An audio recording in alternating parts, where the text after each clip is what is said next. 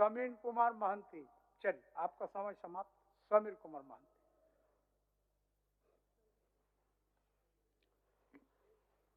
अध्यक्ष महोदय, अनुपूरक बजट के बारे में उनके पक्ष में हमको बोलने का मौका मिला है। हम सबसे पहले आपको धन्यवाद देंगे, साथ ही साथ वित्त मंत्री को धन्यवाद देंगे जिन्होंने बेहतरीन ढंग से इस राज्य को एक साल में बेहतर से बेहतर जगह में पहुंचाने का प्रयास किया है। और निश्चित रूप से 7,721 करोड़ का जो बजट प्रस्ताव आया है, ये वर्तमान हालात और परिस्थिति को देख के इसका मांग है और निश्चित रूप से आगे भी बेहतर से बेहतर करने का प्रयास करेंगे। अध्यक्ष महोदय, जब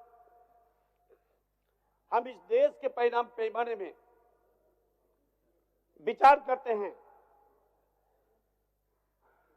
तो आप इस देश के राजनीतिक व्यवस्था में, इस देश के सामाजिक व्यवस्था में, इस देश के सांस्कृतिक व्यवस्था में, इस देश के आर्थिक व्यवस्था में आप खड़ा कहां है, और वहीं से एक नया विचारधारा का जन्म होता है।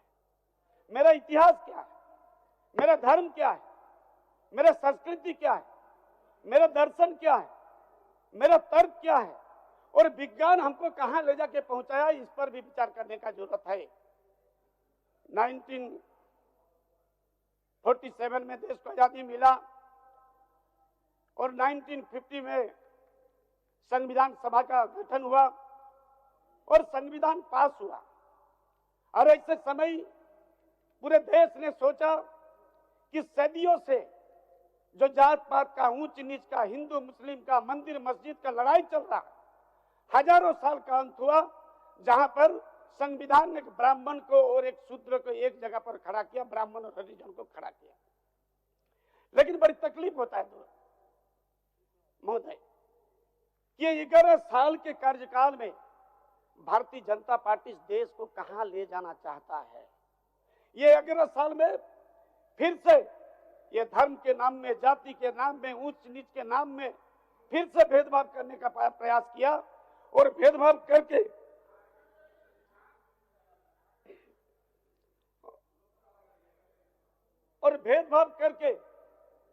फिर ये देश को कौन जगह पर ले जाना चाह रहा है, ये भारतीय जनता पार्टी समझ सकता है।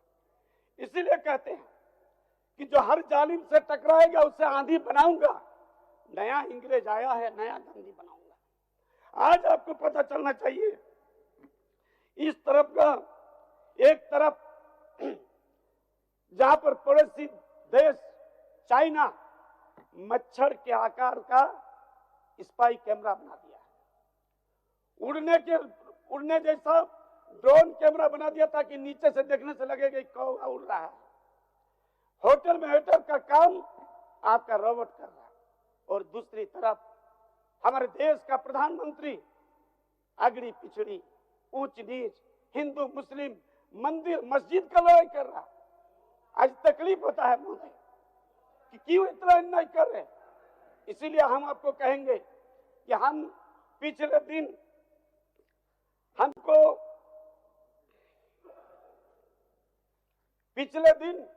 हम खुशी हुए थे कि जब पता चला कि वाराणसी में, कोई बोला कि वाराणसी में कुटीर उद्योग शुरू हो गया। क्या कुटीर उद्योग है महोदय? भारतीय जनता पार्टी के एक बड़ा नेत्री शालिनी यादव जो संसद लड़ी है, जो मेयर के चुनाव लड़ी है, वो अपने घर में सेक्स स्कैंडल शुरू कर दिया है। और ये एक जगह पर नहीं महोदय, हजारों जगह पर, 4-5 जगह पर छापामारी हुआ। कई महिला को पकड़ा गया, युवती को और युवा को पकड़ा गया। क्यों इतना अन्याय कर रहे? क्यों इस देश के पवित्र मिट्टी को अपमानित कर रहे? क्यों इस देश के भारत माता के आंचल को कलंकित कर रहे? क्यों इस देश का जो शहीद है, शहीदों का एक एक खून का बूंद को अपमानित कर रहे? आपने मैया सम्मान का बात कर, हम उस दिन गर्व से मेरा सीना चौड़ा हो गया महोदय, जिस दिन एक तरफ इनके शालिनी यादव जो बड़ा नेत्री है वो पकड़ा गया और दूसरी तरफ हमारे बब्बर शेर। हम उस दिन खुशी हुआ जिस दिन आपका टीवी का फुटेज को हम देखे कि झारखंड के एक लड़की रूपम सोनाली, जिनका पिताजी 8 साल में मृत्यु हो गया, जिनका मां का मृत्यु हो गया 12 साल में, और ऐसा समय आया था कि जीने का इच्छा उनका खत्म हो गया था। उन्होंने 1000 बार धन्यवाद दिए हेमंत सोरेन को कि एक मृत संजीवनी जैसा मैया सम्मान योजना हमारे जीवन में आया और हमारे जीने का इच्छा को मजबूत किया, और आज जेपीएससी क्रॉस करके एक बड़ा अधिकारी बनने का काम किया है। हम सलाम करते हैं उस कोक को, जो कोक ने हेमंत सोरेन जैसा एक बब्बर शेर को पैदा किया। इसीलिए हम कहते हैं मैया सम्मान योजना हो क्या परेशान हो। ये सही बात है कि देश के प्रधानमंत्री भी बहुत काम कर रहे हैं, और ये भी सही हो रहा है कि इस राज्य के मुख्यमंत्री भी काम कर रहे हैं, लेकिन फर्क सिर्फ इतना है कि 11 साल में आप लाखों सालिनी ज्यादा पैदा कर दिए हैं, और 2 साल में हेमंत सोरेन लाखों रूपम सोनाली पैदा करके इस देश को गौरवान्वित करने का काम किया है। इसीलिए हम आपको कहेंगे कि ये देश आज मोदी जी का पूंजीपतियों के कब्जा में है। आपको पता होगा कि एक ताजा रिपोर्ट के अनुसार 1687 पूंजीपतियों के पास भारत के आधा जीडीपी है, और वही 1687 पूंजीपति देश का सारे संपत्ति के ऊपर कब्जा करके रखा है। बताया जाता है ये सारे पूंजीपति मोदी जी का नजदीकी है, मित्र है, करीबी है। मोदी जी ने इस देश के जल जंगल जमीन पहाड़ कड़ियों के भाव में बिक्री की है। आपको पता होगा ये 13 साल में अरबपति का संख्या 6 गुना बढ़ गया महोदय। अमीर और अमीर होते जा रहा, गरीब और गरीब होते जा रहा। 80 करोड़ जनता को सिर्फ और सिर्फ रेशन के भरोसा में जीना पड़ रहा। 83 करोड़ % लोगों को 171 रुपया का से कम दैनिक मजदूरी से जीवन यापन करना पड़ रहा है। 7 करोड़ से ज्यादा लोगों को सिर्फ और सिर्फ 62 रुपया में अपना जीवन यापन करना पड़ रहा है। देश के 40% संपत्ति 1% अमीरों के घर में कब्जा किया हुआ है महोदय। आज के दिन में भी तकलीफ होता है। 40 करोड़ लोगों को हर दिन भूखा सोना पड़ रहा महोदय। 40 करोड़ लोग को 80 करोड़ लोग सिर्फ 5 किलो रेशन के ऊपर जिंदा है। इस देश में 40,000 बेरोजगार युवा आज बेरोजगार पड़ा हुआ है। देश में ऐसा लाखों झोपड़ी है, एक कोना में मुर्गा ढक रहा, एक कोना में बकरी बांध रहा, और एक कोना में परिवार जीवन यापन कर रहा। क्या इसी का नाम रामराज है? क्या इसी का नाम अमृत महोत्सव है? क्या इसी के लिए 20 साल से ढोढरा पीट रहे थे आप लोग कि अच्छा दिन आने वाले, अच्छा दिन आने वाले हैं? क्या इसी को स्मार्ट इंडिया कहता है? क्या इसी को डिजिटल इंडिया कहता है? हमारे अज्ञानता का, हमारे उदारता का, हमारे अशिक्षा का नाजायज फायदा उठा के आप लोग जो भी कर रहे हैं, उससे जनता पागल होकर एक दिन आंदोलन करेगा, और सत्ता का शीर्ष में बैठा हुआ उनको कुर्सी से निकाल के चौराहे में खड़ा करने का काम करेगा महोदय। इसीलिए कहते हैं, इसीलिए कहते हैं कि जो सच और झूठ में दूरी है, दूरी समझते हैं। जो सच और झूठ में दूरी है, दूरी समझते हैं। सियासी हाकिमों से हम भी मजबूरी समझते हैं। जो सच और झूठ में दूरी है वो दूरी समझते हैं। सियासी हाकिमों का हम भी मजबूरी समझते हैं। वो हक समझते हैं निवाला छीन लेने को, डकैती को बहुत लोग मजदूरी समझते हैं। महोदय, आज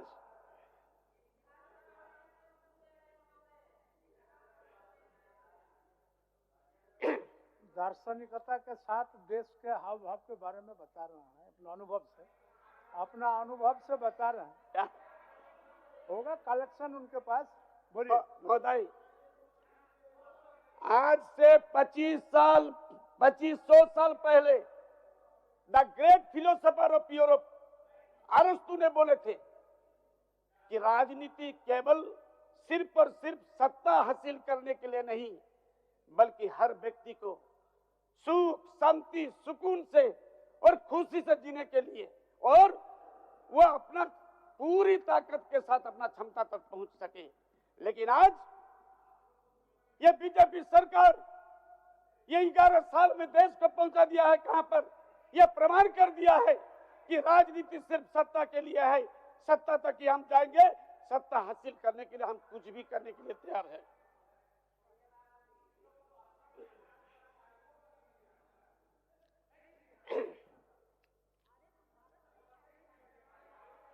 क्या हुआ? आप बोलिए, आप बोलिए। अच्छा। अपना बोलिए। अच्छा महोदय, एक बात बोलिए। माइक में बोले। एक बात बोलिए। 6 साल पहले मर चुका है बीजेपी यहाँ पर से राज्य में। हम मरा हुआ आदमी को मारेंगे तो हमको पागल कहेगा आदमी। जब आप सत्ता में नहीं तो आपका राज के बारे में क्या बोलेंगे हम? केंद्र सरकार जो भी बड़ा बड़ा बयान दिए उसका भी बात करेंगे, जो हमेशा गलत करते आ रहे हैं। आपका ये जो पार्टी बदल करके आज बीजेपी को बड़ा पार्टी कर दिए हैं, इसका भी आपको खुलासा कर रहे महोदय। हेमंत बिस्वा शर्मा 10,000 करोड़ का घोटाला किया था, अब मजबूर होकर बीजेपी का सदस्यता लेकर बीजेपी का मुख्यमंत्री बना हुआ। नवीन जिंदल 21,000 करोड़ का घोटाला किया था, बीजेपी में है। अशोक चौहान वो भी आज बीजेपी में है। अजीत पवार 70,000 करोड़ का घोटाला किया, आज बीजेपी में है। प्रफुल्ल पटेल 30,000 करोड़ का घोटाला किया, आज बीजेपी में है। और शुभेंदु अधिकारी 10,000 करोड़ का घोटाला किया, वो आज बीजेपी में है। उसके साथ साथ 2014 से 25 ऐसा ओपोजिशन के लीडर है जिस पर आपका करप्शन का आरोप लगा के बीजेपी में लाने का काम किया है। महोदय, मध्य प्रदेश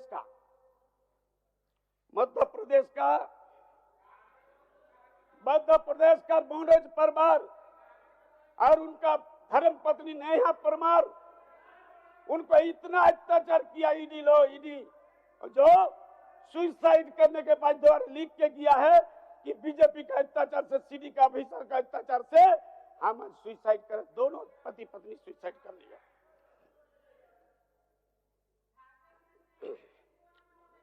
उसके बाद जमीन घोटाला महोदय, जमीन घोटाला पूरे देश में इतना जमीन अदानी को दे दिया कि एक बड़ा जिला तैयार हो सकता था। 1,000 लाख बीघा जमीन हेमंत बिस्वा शर्मा ने आसाम में 3,000 बीघा जमीन दिया है। गुजरात में बीजेपी सरकार 6,456 हेक्टेयर जमीन दिया है। नवनीत गांव में 100 हेक्टेयर जमीन दिया है। अहमदाबाद में 30,000 हेक्टेयर जमीन दिया है। जयपुर में, गांधीनगर में 202 वर्ग मीटर जमीन बीजेपी सरकार देने का काम किया है। महाराष्ट्र में 108 हेक्टेयर जमीन देने का काम किया है। नवी मुंबई के नाम पर 160 हेक्टेयर जमीन अदानी को देने का काम किया है। मध्य प्रदेश में छिंदवाड़ा में 300 हेक्टेयर जमीन देने का काम किया है। छत्तीसगढ़ में 316 हेक्टेयर जमीन देने का काम किया है। और 2022 में 30,000 हेक्टेयर जमीन बीजेपी सरकार ने अदानी को देने का काम किया। इनके पास देश नहीं, इनके पास दोस्त बड़ा है, और उस दोस्त को कैसे बड़ा करेगा इस पर हमेशा चिंता में रहता है ये देश के प्रधानमंत्री।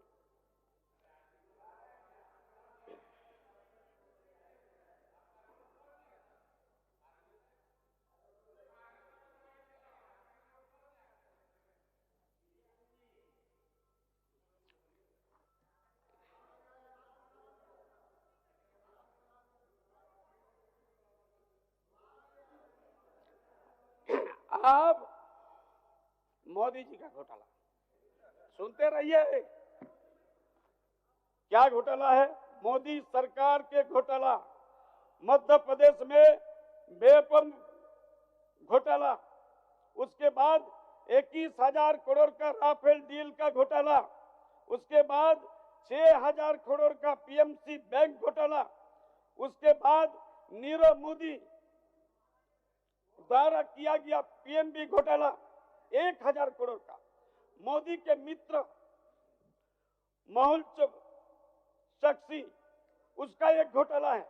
20,000 करोड़ का इलेक्ट्रल बॉन्ड घोटाला।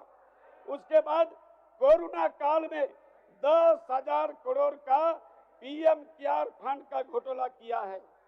नोटबंदी का घोटाला, मोदी के मित्र ललित मोदी का घोटाला, अदानी का देश लूटने का घोटाला। राजस्थान में छोटा नहीं, माननीय सदस्य माइनिंग घोटाला। क्या हुआ? बोलिए बोलिए, क्या हुआ?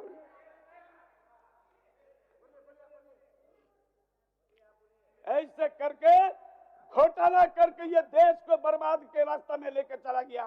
बोलता है कि हमें बहुत खूबसूरत नजर आ रही है, ये देश तबाही की ओर जा रही है। इसीलिए हम कहेंगे, इसीलिए हम कहते हैं इस देश को, इस राज्य में लड़ाई करके दिसम गुरु शिबू सोरेन ने इस राज को हासिल किया है। मतलब टूटने और बिखरने का चलन मांग लिया, टूटने और बिखरने का चलन मांग लिया। हमने हालातों से शीशे का बदन मांग लिया। सब खड़े हैं तकदीर के दरवाजे पे, लोग दौलत पर गिरे, हमने वतन मांग लिया। हम राज मांगे, हम इस राज का कामना किए और राज मांगने का काम किए। इसलिए महोदय, हम आपको बता देना चाहते हैं कि रघुवर सरकार क्या किया था। उसका पहले अभी सब बोल रहे थे, बाबूलाल जी बोल रहे थे, हम बड़ी सम्मान करते हैं उनको। नवीन भाई तो मेरा मित्र है। क्या बोला था? केंद्र सरकार काला धन का वापसी होगा। 11 साल में हम जवाब लेना चाहते कितने काला धन का वापसी किया है। क्या बोला था? महिला को सुरक्षा देंगे।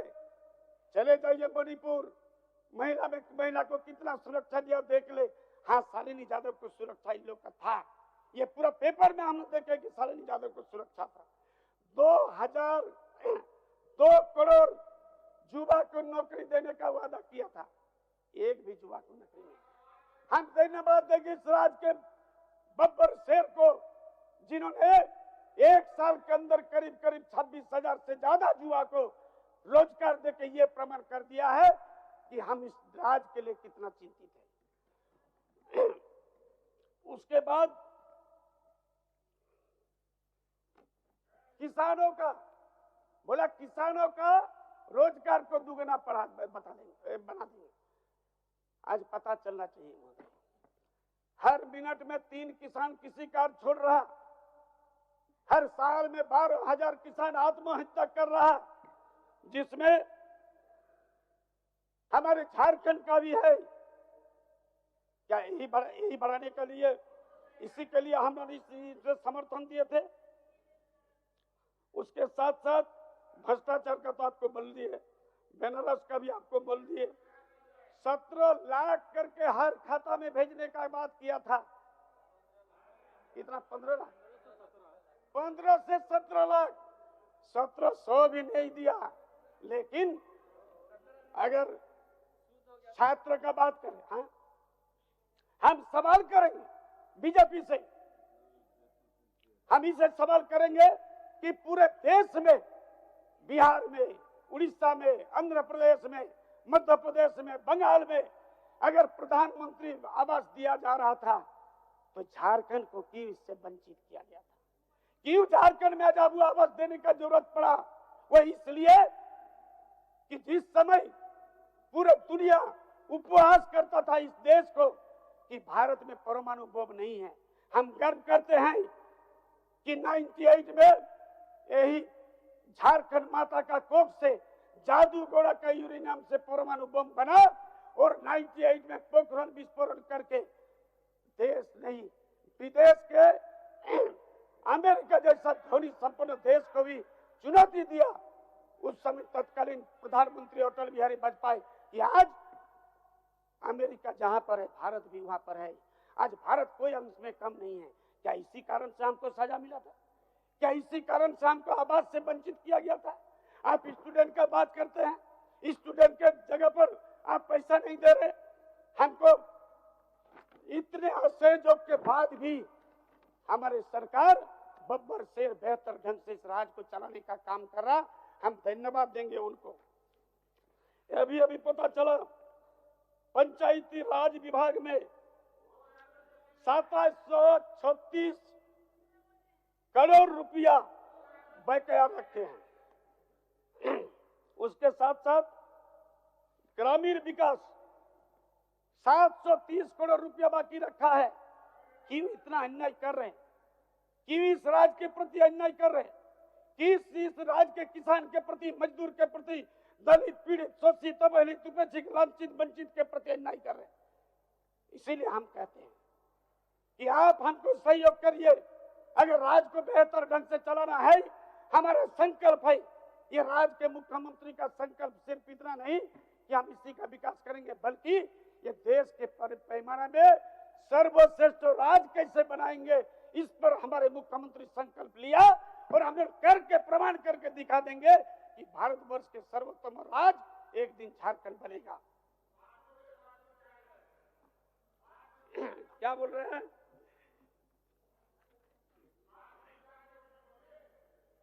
बोले बोले क्या बोल रहे हैं? हाँ,